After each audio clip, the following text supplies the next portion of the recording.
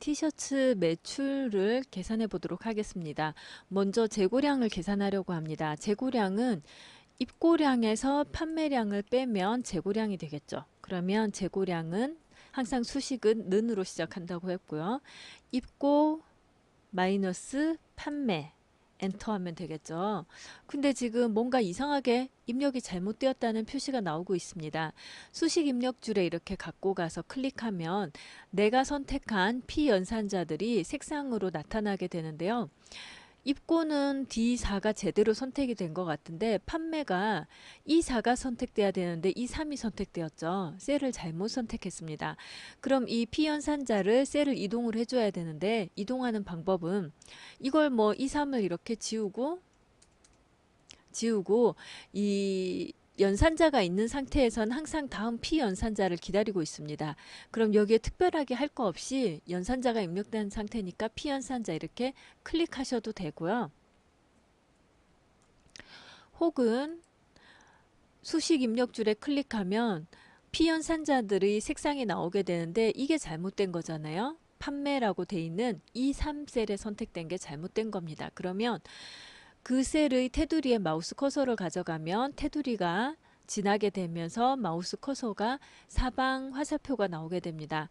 그럼 이 상태로 이 테두리를 마우스로 꾹 클릭해서 원하는 위치로 이동해서 드래그해서 손가락을 딱 떼시면 피연산자 선택한 게 이동이 되게 돼요. 이렇게 해서 엔터 하셔도 되겠습니다. 자, 지우고 다시 선택하셔도 되고 혹은 수식 입력줄에 클릭해서 지우고 다시 선택하셔도 되고요.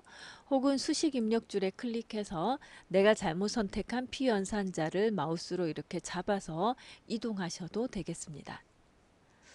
다음 베이직 라운드 반팔 티 차콜 컬러는 재고로 또 수식을 입력할 게 아니라 자동 채우기 하시는 게 좋겠죠. 수식이 입력된 셀의 오른쪽 끝에 마우스 커서를 가져가면 이렇게 검정색 십자 모양으로 마우스 커서가 바뀌게 됩니다. 흰색 두꺼운 십자형이었는데 이렇게 가까이 가져가면 검정색 플러스자가 돼요. 자, 이 상태에서 마우스로 꾹 눌러서 드래그 하시면 이 수식이 자동 채우기 돼서 쭉 복사가 되게 됩니다. 그리고 열도 자연스럽게 지금 아래로 숫자가 1씩 늘어나는 방향으로 채우기가 되었죠. 자, 그럼 매출을 계산해 보도록 하겠습니다. 매출은 단가하고 판매량을 곱하면 되겠죠. 단가 곱하기 판매 하고 엔터 하시면 되겠습니다. 그리고 이 경우에도 오른쪽 끝에서 마우스로 이렇게 드래그하면 자동 채우기 되겠고요. 그러면 여기에 이제 원래는 이건 함수에서 할 일인데 간단한 자동 채우기 한번 해보겠습니다. 저는 총 입고된 양은 얼마고 총 판매량은 얼마고 총 재고 총 매출은 얼마인지 한번 계산을 해보려고 합니다. 그러면 우리가 여태 배웠던 수식으로 따진다면 는 해서 D4 더하기 D5 더하기 D6 더하기 D7 더하기 해야 되는데 이러면 너무 많죠. 자, 이렇게 복잡하고 긴 수식을 함수로 만들어 놓았습니다. 여기에 보시면 자동 합계라고 나와 있는 여기가 함수를 입력하는 메뉴인데요. 자동 합계가 가장 기본적인 메뉴이기 때문에 이렇게 나와 있고요. 옆에 화살표를 누르시면 평균, 숫자 개수, 최대값, 최소값 같은 대표적인 함수를 바로 사용할 수 있고 또 함수 추가를 눌러서 원하는 함수를 선택할 수 있습니다. 우리는 오늘 함수가 주목적이 아니기 때문에 제일 간단한 자동합계 그냥 할게요. 그럼 여기 그냥 클릭하시면 돼요. 그러면 수식이 시작한다고 능이라는 등호기호 바로 나오고 썸이라는 게 함수입니다. 그리고 D4에서 D15는 범위예요. D4에서 D15까지 선택이 되었다라는 뜻이고 만약 영역이 마음에 안 들 때는 마우스로 이렇게 꾹 눌러서 드래그해서 영역을 지정해 주시면 되고 드래그 선택하고 컨트롤 누르고 하나 둘 또 드래그 이런 식으로 영역을 선택하실 수도 있습니다. 우리는 지금 D4에서 D15까지니까 이렇게 영역을 드래그해서 선택하도록 하겠습니다. 그리고 엔터를 누르면 이 함수가 실행되어서 합계가 나오게 되고요. 판매, 재고, 매출에도 똑같이 새로운 함수 이용하시면 되겠습니다. 자동 합계는 쓸 필요 없이 그냥 자동 합계 클릭해서 영역이 선택이 됐고, 잘 선택됐으니까 그냥 엔터 하셔도 되고, 혹은 내가 선택하고 싶은 영역을 마우스 커서로 꾹 눌러서 드래그 하셔도 되겠습니다. 또 다른 방법이 있죠. 굳이 매번 이렇게 함수를 넣을 필요 없이 이 셀의 오른쪽 아래에 마우스 커서를 가져가서 자동 채우기가 되면 옆으로 이렇게 드래그 하셔도